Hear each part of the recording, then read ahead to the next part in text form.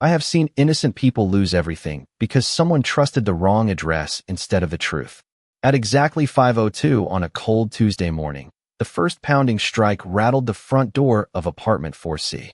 The sound rolled through the quiet hallway like thunder trapped inside concrete walls, shaking framed photographs and sending a ceramic coffee mug trembling across a kitchen counter. Outside, the city had not fully awakened. A thin layer of mist floated above the empty parking lot. Streetlights still glowed amber against damp pavement, and the pale blue edge of sunrise had only begun to soften the eastern sky. Inside the apartment, Marcus Hayes opened his eyes before the second impact landed. Years of disciplined training had taught him to wake completely in a single heartbeat. He remained perfectly still for one brief moment, listening instead of reacting. Heavy footsteps echoed outside. Short commands followed. The unmistakable crackle of police radios drifted through the door. Marcus slowly sat upright on the edge of his bed, his breathing calm and controlled. He reached for the digital clock on his nightstand without looking away from the bedroom doorway. 5:02. Too early for a neighbor. Too organized for a mistake. Or at least that was what it sounded like. Another loud command came from the hallway, followed by a sharp knock that carried more urgency than anger. Marcus slipped on a gray sweatshirt, stepped into the hallway of his modest apartment, and glanced toward the living room window. Flashing blue and red lights reflected across the glass, painting silent waves across the hardwood floor. Every few seconds the colors disappeared, only to return brighter than before. The apartment itself looked ordinary. A bookshelf filled with history titles stood beside a simple leather chair. A folded American flag rested inside a glass display case above the fireplace. Family photographs showed smiling relatives at graduation ceremonies, neighborhood cookouts, and holiday dinners. Nothing suggested secrets. Nothing suggested danger. The pounding returned, louder this time. Marcus walked steadily toward the front door, but stopped several feet away. He did not rush. He did not panic. Instead, he spoke clearly enough for the voices outside to hear. "This is Marcus Hayes. I am approaching the door." His words disappeared beneath another burst of radio traffic. The metal doorknob vibrated slightly as someone tested it from outside. Marcus raised both empty hands where they could be seen through the narrow glass panel beside the entrance. He unlocked the deadbolt with one slow movement and stepped back. The door swung inward.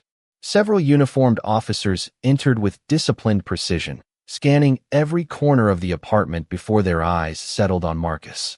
Their faces carried the focused intensity of people convinced they were exactly where they needed to be. At the center of the group stood Sergeant Ryan Mitchell, his jaw set, one hand resting near the folder tucked beneath his arm. He looked from Marcus to the apartment and back again, measuring every detail without revealing what he expected to find. Marcus remained calm. "There has to be a reason you are here," he said evenly. Ryan answered without hesitation. "We are executing a lawful operation. Stay where you are." Marcus gave a small nod. "I understand." The silence that followed felt unusually heavy. Somewhere in the kitchen, the coffee maker Marcus had programmed the night before suddenly came to life. Fresh coffee filled the apartment with a warm, familiar aroma that contrasted sharply with the cold morning air drifting through the open doorway.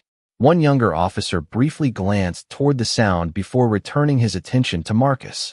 Another officer quietly checked each room, opening doors and calling out short status updates over the radio. Marcus watched without interruption. His expression never changed. Ryan unfolded the document in his hand and compared the printed address with the numbers mounted beside the doorway. Everything appeared to match. Yet something about the man standing before him refused to fit the picture he had carried into the building. Marcus did not argue. He did not demand answers. He simply observed each movement with the quiet confidence of someone who had already realized this morning was about to change. Far more than anyone standing inside his apartment understood. Marcus Hayes lowered his hands only after Sergeant Ryan Mitchell gave a brief nod indicating that he could remain where he was. The apartment settled into an uneasy silence broken only by quiet footsteps moving from room to room as officers completed their search. Every cabinet was opened with care, every doorway examined, every corner observed through the disciplined habits of professionals convinced they were following the right lead.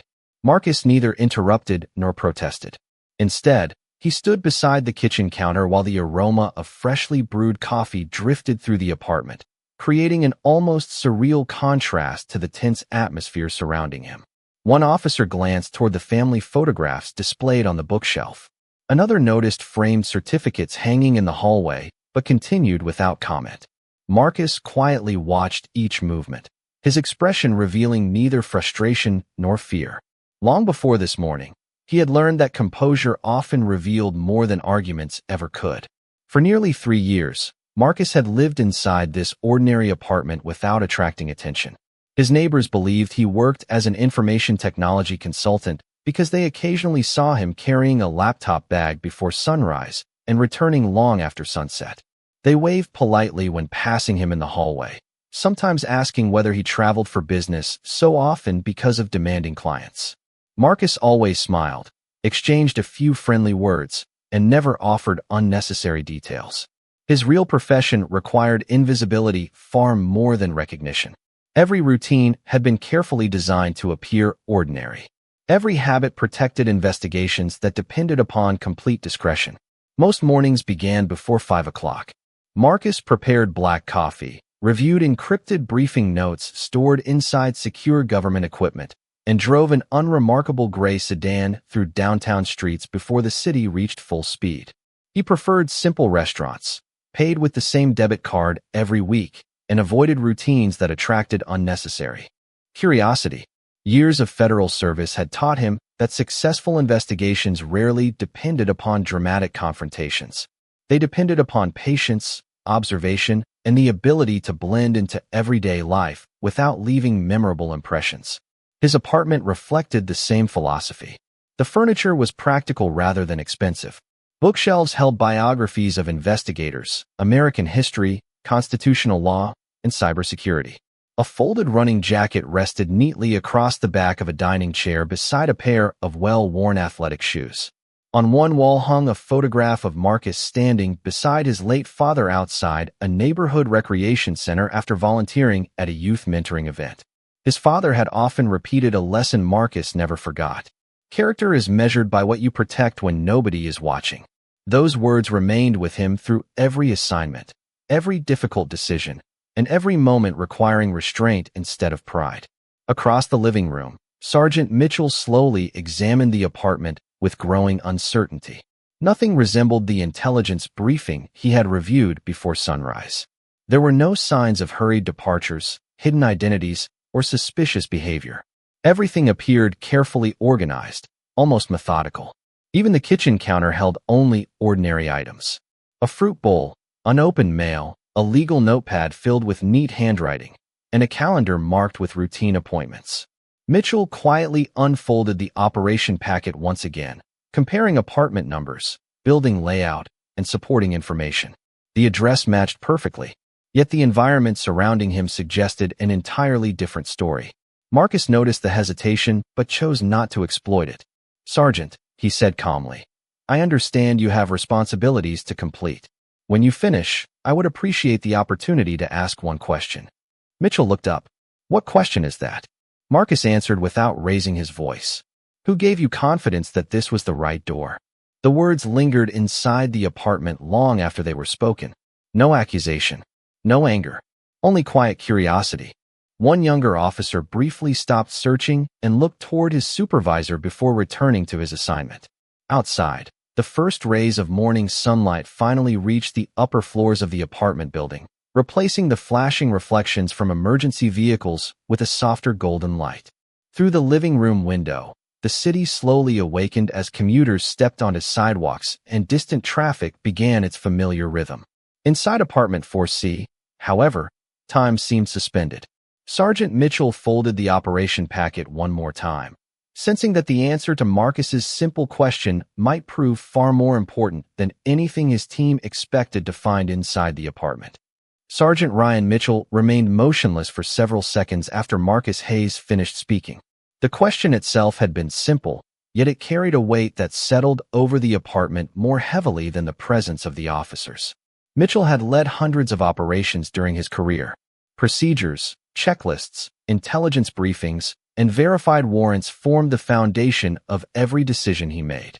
He believed deeply that preparation prevented mistakes. Yet standing inside the quiet apartment, surrounded by neatly arranged bookshelves, framed family photographs, and the unmistakable feeling that something did not fit, he experienced a rare moment of hesitation. He unfolded the operation packet once again and carefully reviewed every page. The target address matched the building. The apartment number matched the warrant. The supporting intelligence included photographs of the entrance taken less than 48 hours earlier. Everything appeared correct on paper. Even so, the reality in front of him refused to align with the information he had been given. Marcus quietly watched without interrupting. His calm demeanor came from years spent working assignments where appearances could rarely be trusted. Long before joining federal service, he had learned that facts deserved patience. Assumptions demanded speed.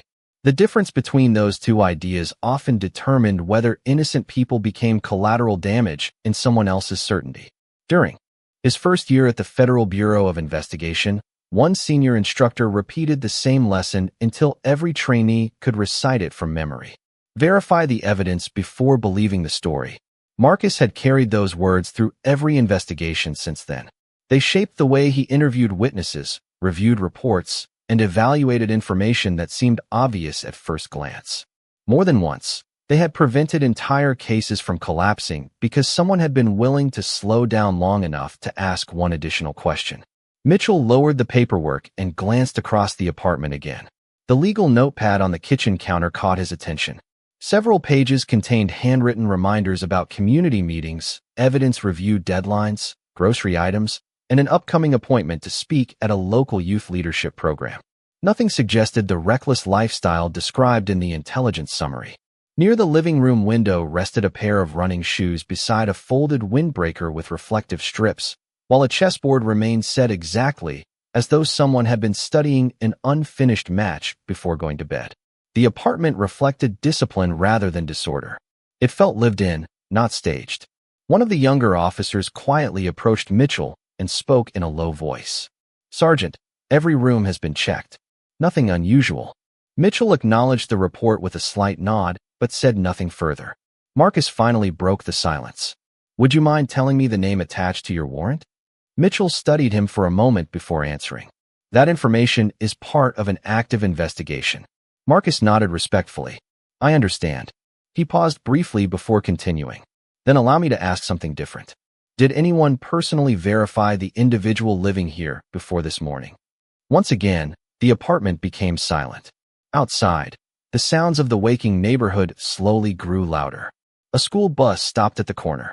A delivery truck rolled past the building. Someone walking a dog paused to glance toward the police vehicles before continuing down the sidewalk. Ordinary life continued beyond the apartment walls, completely unaware that a single unanswered question had begun changing the direction of an official operation. Mitchell slowly removed a small notebook from his uniform pocket and compared several reference numbers written beside the warrant. For the first time since arriving, uncertainty reached his expression. The building number, apartment number, and operation code all matched. Yet one detail suddenly caught his attention. The emergency contact information associated with the address had been updated only hours before the operation began. That revision had never appeared in the briefing he received before sunrise. Mitchell looked up at Marcus, who remained standing exactly where he had been since opening the door, patient and composed. Neither man spoke. The quiet between them no longer felt like confrontation. It felt like the moment immediately before a hidden truth finally found its way into the light. Sergeant Ryan Mitchell slipped the folded warrant back into its folder, but he did not put it away. Instead, he held it loosely at his side as though the weight of the paper had suddenly become heavier than when he first walked through the doorway. Around him, the officers quietly finished their final observations. One closed the hallway closet after finding nothing more unusual than winter coats neatly arranged by color. Another returned from the second bedroom carrying only a notebook that had been left untouched on a desk before carefully placing it exactly where it had been found. No one spoke above a conversational tone. The apartment no longer felt like the location described during the pre-operation briefing. It felt like the home of a disciplined professional whose life followed careful routines rather than reckless impulses. Marcus Hayes remained standing near the kitchen island. allowing the silence to settle naturally instead of rushing to fill it with explanations. Experience had taught him that people often noticed more when they were allowed to think for themselves. He looked toward the living room window where the first sunlight now reached the tops of neighboring buildings. The flashing emergency lights outside had faded beneath the growing brightness of morning, replaced by ordinary sounds drifting up from the street below. Children waited at a nearby bus stop, a cyclist passed along the sidewalk, and the city slowly resumed its familiar rhythm. Inside the apartment, however, every passing second deepened the feeling that something important had been overlooked long before anyone arrived at apartment 4C. Mitchell finally broke the silence. "Mr. Hayes, according to our information, this address has been under observation for several weeks." Marcus nodded respectfully. "I do not doubt that your records say exactly that." Mitchell narrowed his eyes slightly. "You do not seem surprised." Marcus answered with quiet honesty. "Surprise is rarely useful. Understanding is." The words lingered in the room. One younger officer looked toward his supervisor, uncertain whether the conversation was moving closer to answers or further away from them. Marcus walked slowly toward the bookshelf without making any sudden movements. Before touching anything, he paused and looked at Mitchell. "May I?" Mitchell gave a cautious nod. Marcus reached for a framed certificate hanging beside several family photographs and carefully lifted it from the wall. He carried it across the room and placed it on the dining table where everyone could see it. The certificate recognized years of volunteer service mentoring teenagers interested in careers involving public service and technology. Beside it sat several appreciation letters from community organizations thanking Marcus for helping students prepare for scholarship interviews and cybersecurity competitions. Mitchell studied the documents without speaking. They did not prove anything about the warrant, but they made the man standing before him increasingly difficult to reconcile with the profile described in the operation file. Marcus returned the certificate to its place and folded his hands calmly in front of him. "People often build opinions from incomplete information," he said. "Sometimes those opinions become reports. Then reports become certainty." Mitchell quietly considered the observation. He had witnessed intelligence errors before, though rarely involving an address verified through multiple administrative reviews. Still, one question refused to leave his mind. Why had the emergency contact record changed only hours before the operation? He removed his department phone and opened the digital case file. The update remained there, highlighted with a timestamp that had not appeared in the printed briefing packet. The discrepancy was small enough to escape attention during a hurried review, but significant enough to alter everything if connected to the wrong individual. Mitchell immediately requested a records verification through his dispatcher. The response would take only a few minutes. Those minutes suddenly felt longer than the entire operation. Marcus noticed the request, but offered no comment. He simply walked toward the coffee maker, poured a fresh cup, and then paused. Looking back toward the officers, he asked in the same calm voice that had never once risen above conversation, "Would anyone like some coffee while we wait for the facts to arrive?" No one answered immediately. The invitation was so unexpected, so ordinary, that it transformed the atmosphere inside the apartment. For the first time since sunrise, the room no longer felt divided between opposing sides. It felt like a place where the truth itself was quietly approaching, one unanswered question at a time. The apartment grew so quiet that even the gentle ticking of the kitchen clock seemed unusually loud. Steam continued rising from the fresh coffee Marcus Hayes had poured, curling slowly through the morning light before disappearing into the still air. None of the officers accepted his offer, yet none dismissed it either. They remained exactly where they stood, waiting for the records verification that now carried more importance than the original operation itself. Sergeant Ryan Mitchell looked down at the department phone in his hand every few seconds without realizing he was doing it. Years of experience had taught him that delays often meant complications, and complications usually revealed details that someone had overlooked. He replayed the briefing in his mind. The address had been verified. The target description had sounded convincing. The operation had moved quickly because time was presented as a critical factor. At no point had anyone questioned whether the final review had been completed after the overnight database update. Mitchell suddenly realized that the confidence driving the operation had been built upon information collected hours before the most recent change entered the system. Marcus quietly carried his coffee to the dining table and remained standing beside the chair rather than sitting down. He had no desire to appear overly comfortable while officers were still completing their responsibilities. Calm did not mean careless. His eyes moved briefly toward the living room bookshelf where several binders remained perfectly aligned beside technical reference manuals. Hidden among those ordinary volumes was the schedule for an ongoing federal assignment that depended upon precise timing. Every hour mattered. Every unnecessary interruption created opportunities for the actual subjects of the investigation to adjust their own plans.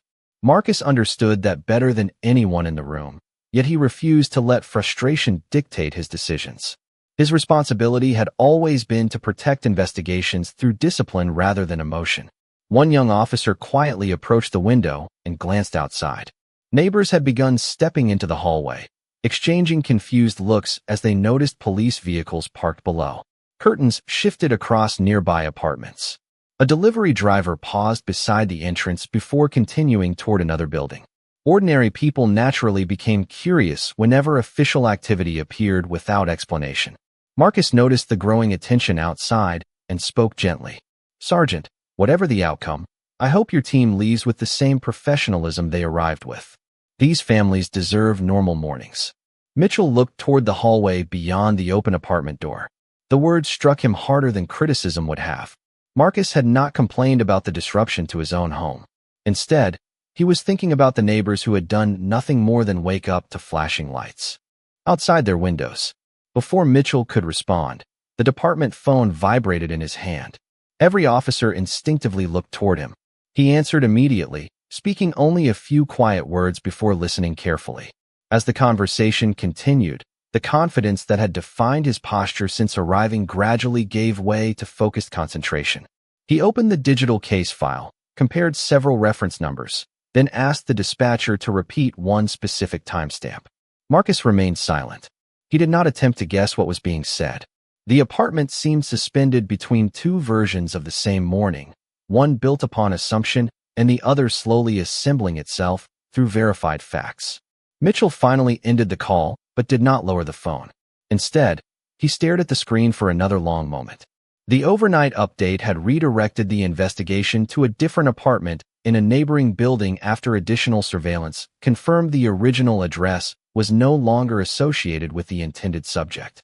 That revised information had reached the central database shortly before dawn, but never reached the printed operation packet distributed to his team. The mistake had not originated inside the apartment. It had begun long before anyone climbed the stairs to apartment 4C. Mitchell slowly lifted his eyes toward Marcus. Neither man spoke. No apology offered in that instant could restore the quiet morning that had been interrupted, and no explanation could erase the reality that an innocent homeowner had awakened to an operation meant for someone else. Yet beneath the uncomfortable silence, another realization quietly emerged. Marcus had remained composed from the very first knock because he had trusted that verified truth would eventually arrive, even if it traveled far more slowly than certainty. Morning sunlight gradually replaced the last traces of flashing emergency lights, filling the apartment with a quiet warmth that seemed almost determined to restore what the early hours had interrupted. No one moved for several seconds. Sergeant Ryan Mitchell slowly lowered his department phone, reading the updated case information one final time before locking the screen. The corrected address, the revised surveillance report, and the overnight database update all pointed in the same direction. The operation had never belonged at apartment 4C. The realization settled over every officer in the room with remarkable clarity. There was no dramatic announcement, no raised voices, and no attempt to explain away what had happened. Facts rarely needed volume. They simply needed to be acknowledged. Marcus Hayes remained beside the dining table with his untouched cup of coffee resting comfortably in his hands. The steam had nearly disappeared, leaving only the rich aroma lingering through the apartment. He looked toward the window where sunlight reflected softly across the framed family photographs and polished wooden floor. It reminded him how quickly an ordinary morning could become unforgettable, not because of anger, but because every decision left an impression on someone. Mitchell quietly removed his cap and held it at his side before speaking. Mr. Hayes, the information we received was outdated. That explanation does not erase what happened inside your home this morning. Marcus listened without interrupting. Mitchell continued in the same measured tone. The responsibility for verifying the final operational update belongs to my team, and I intend to determine exactly where that process failed. Marcus nodded once, appreciating the honesty more than any carefully prepared apology could have accomplished. Accountability begins with the truth, he answered. That is always the hardest part. The younger officers exchanged brief glances. Some appeared relieved that the situation had remained calm. Others seemed quietly reflective, recognizing that professionalism required more than following instructions. It also required questioning information when circumstances no longer matched expectations. Outside the apartment, the sounds of the neighborhood continued growing stronger.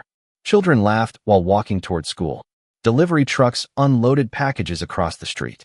A city bus pulled away from the corner, carrying commuters into another ordinary workday. Inside the apartment, however, time seemed to move more slowly, allowing everyone present to absorb the lesson unfolding without accusation or resentment. Mitchell carefully folded the warrant packet and placed it inside his document case.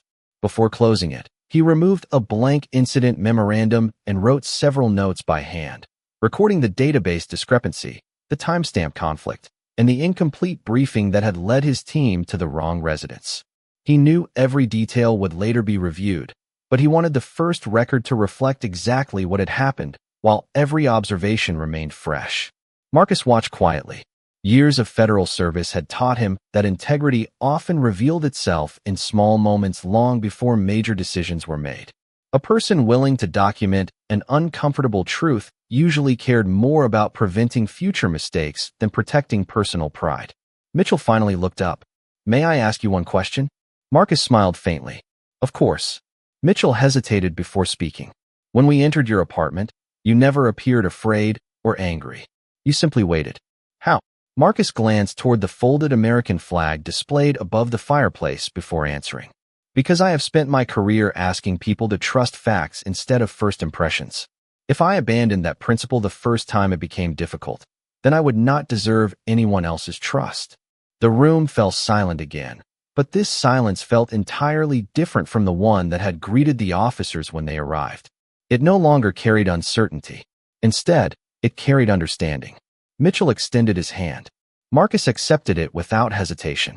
The gesture lasted only a moment, yet it quietly marked the point where misunderstanding gave way to mutual respect. Beyond the open apartment door, the hallway was once again filled with ordinary morning light. The officers prepared to leave with measured professionalism, while Marcus closed the front door behind them only after offering a final courteous nod. As the latch clicked softly into place, he looked across the peaceful apartment, took a slow breath, and understood that truth had once again proven something his father had taught him many years earlier. It rarely arrived first, but when it finally appeared, it had a remarkable way of putting every piece back where it belonged. Marcus Hayes remained standing near the front door long after the officers disappeared down the hallway. He listened as their footsteps gradually faded, replaced by the ordinary sounds of neighbors beginning another workday. A child laughed somewhere outside the building. An elevator chimed softly on a lower floor. Someone greeted a friend in the parking lot below. Within only a few minutes, the apartment complex had returned to its familiar rhythm. Yet Marcus knew the morning had quietly altered the course of more than one life. He placed the untouched cup of coffee into the sink and walked toward the bookshelf where a simple black portfolio rested between several thick reference books. After entering a short numerical code, the portfolio opened to reveal a secure government tablet and a leather credential holder that had remained out of sight during the entire encounter. Marcus carefully removed the credential and looked at it for a brief moment before slipping it into the inside pocket of his jacket. The gold lettering reflected the morning sunlight pouring through the living room window. He had chosen not to reveal it earlier because experience had taught him that authority should clarify the truth, not replace it. If the officers were willing to verify facts through proper procedure, then the process itself deserved the opportunity to work.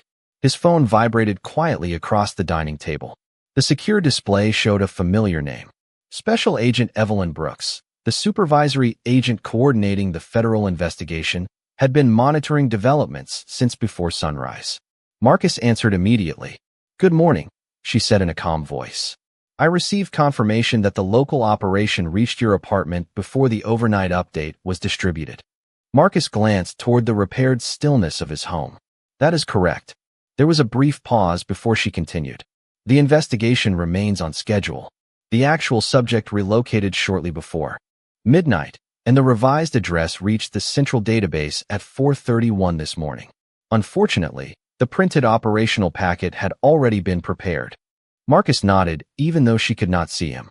Sergeant Mitchell recognized the discrepancy once the verification arrived. "That tells me something encouraging," Evelyn replied. "Good investigators adjust when the facts change." Marcus smiled faintly. He did. After ending the call, Marcus placed the secure phone back inside his jacket and looked around the apartment one more time. Every room appeared exactly as it had the previous evening. The books remained aligned on their shelves. Family photographs still rested beneath warm morning light. The folded American flag continued overlooking the quiet living room. Nothing physical had truly changed. Yet Marcus understood that perception often changed faster than furniture ever could. Several minutes later, another gentle knock sounded at the door.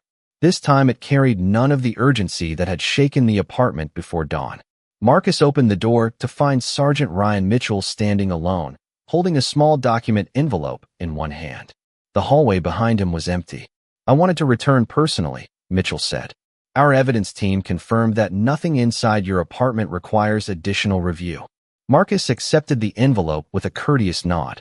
Inside was a written notice acknowledging the administrative error and confirming that his residence was not connected to the investigation. Mitchell remained quiet for a moment before speaking again. "There is something else you should know. During our records review, we discovered the updated address only because you encouraged us to verify the information instead of arguing about it. Had we simply relied on the original packet, valuable time would have been lost." Marcus closed the envelope carefully. Facts deserve another look whenever reality refuses to match expectations. Mitchell gave a thoughtful nod. "I suspect that principle has guided your career." Marcus looked briefly toward the morning sunlight filling the hallway before answering. Every single day, the two men exchanged a final handshake built not upon rank or authority, but upon mutual respect earned through honesty. As Mitchell walked toward the elevator, he carried with him more than corrected paperwork. He carried a lesson that no training manual had ever expressed quite so clearly. Procedures mattered. Preparation mattered. But the willingness to question certainty when evidence changed mattered most of all. Marcus quietly closed the apartment door once again, knowing the most important part of the day had only just begun. By the time Marcus Hayes locked his apartment and stepped into the hallway, the morning had fully arrived.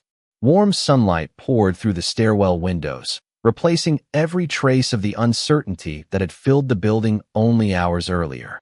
Neighbors who had quietly watched the earlier activity now greeted him with familiar smiles, relieved to see life returning to normal. Marcus answered every greeting with the same calm courtesy he had always shown, never allowing the events of the morning to change the way he treated the people around him. As he walked toward the parking lot, his phone vibrated once more. A secure notification appeared across the screen with only a single sentence. "The operational briefing has been moved forward by 1 hour." He immediately understood what that meant. The unexpected interruption had not stopped the investigation. It had simply compressed the schedule. Marcus unlocked his gray sedan, placed his leather portfolio on the passenger seat, and drove through the quiet streets toward the federal field office. Rush hour traffic had just begun to build, but his thoughts remained focused on the conversations inside the apartment rather than the road ahead. The image that stayed with him was not the officers entering his home. It was the moment Sergeant Ryan Mitchell chose to verify the evidence instead of defending an assumption. Marcus believed those decisions defined careers far more than flawless operations ever could.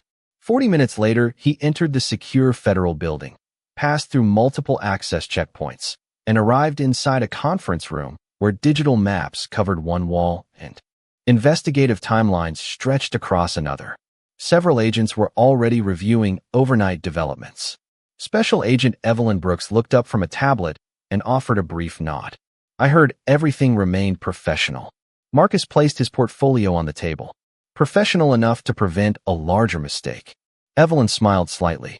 That is usually the best outcome available. She activated the digital display, revealing updated surveillance images connected to the ongoing investigation. The corrected address had already produced new information overnight, confirming that the intended subject had relocated only hours before the local operation began. Every piece of verified evidence now aligned with the revised timeline. Marcus carefully reviewed each report before adding several observations of his own. He included the database update delay, the importance of final verification before operational deployment, and the professionalism shown once the discrepancy became apparent. One younger federal analyst looked surprised. "You are recommending recognition for the supervisor whose team entered the wrong apartment?" Marcus answered without hesitation. "I am recommending recognition for someone who corrected a mistake immediately after discovering it. Accountability deserves encouragement when it protects future investigations." The room became thoughtfully quiet. Evelyn leaned back in her chair and studied Marcus for a moment before speaking. "That perspective explains why so many agencies request you during joint investigations." Marcus simply shrugged. "Every organization improves when people feel safe telling the truth." Later that afternoon, Sergeant Ryan Mitchell arrived at the federal office after accepting an invitation to review the communication failure that had affected both agencies. The atmosphere inside the meeting room was noticeably different from the one inside Marcus's apartment that morning. There were no flashing emergency lights, no uncertainty, and no assumptions waiting to be challenged. Instead, there were printed timelines, technical records, and professionals committed to understanding exactly where the information flow had broken down. Marcus greeted Mitchell with the same respectful handshake they had shared before parting ways. Mitchell looked around the conference room and quietly said, "I expected criticism." Marcus replied with a calm smile. "You came here for answers. That is more valuable than excuses." Together, they reconstructed every step of the overnight timeline, identifying the exact moment when updated intelligence reached one database, but failed to reach another before the operation packet was printed. By the end of the meeting, both agencies agreed on a revised verification procedure requiring one final digital confirmation immediately before any future deployment. It was a small administrative change on paper, yet everyone in the room understood its importance. Sometimes the greatest victories were not measured by dramatic arrests or celebrated headlines. Sometimes they were measured by the quiet improvements that prevented the next innocent family from opening their front door to a misunderstanding that never should have reached them in the first place. Several weeks passed before Marcus Hayes returned to a completely ordinary routine. Although the events of that early morning continued to leave quiet impressions long after the apartment door had been repaired and the hallway had once again become just another peaceful corner of the building, life moved forward the way it always did. Children still laughed in the courtyard after school. Neighbors continued exchanging friendly greetings while collecting their mail. Delivery drivers stopped briefly before moving on to the next address. From the outside, nothing appeared different. Yet those who had witnessed the unexpected police operation remembered something far more important than flashing lights or official vehicles.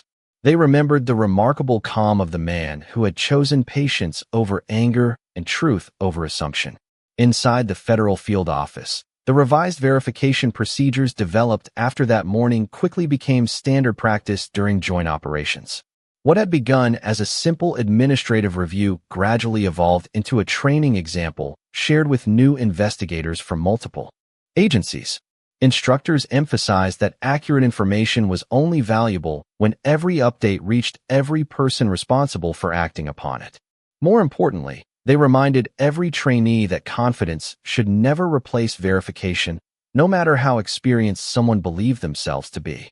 Marcus never requested recognition for his role in improving the process. He believed meaningful changes rarely needed a spotlight.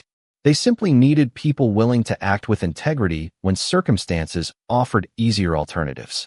One afternoon, several months later, Sergeant Ryan Mitchell stood before a classroom filled with newly promoted supervisors attending advanced leadership training.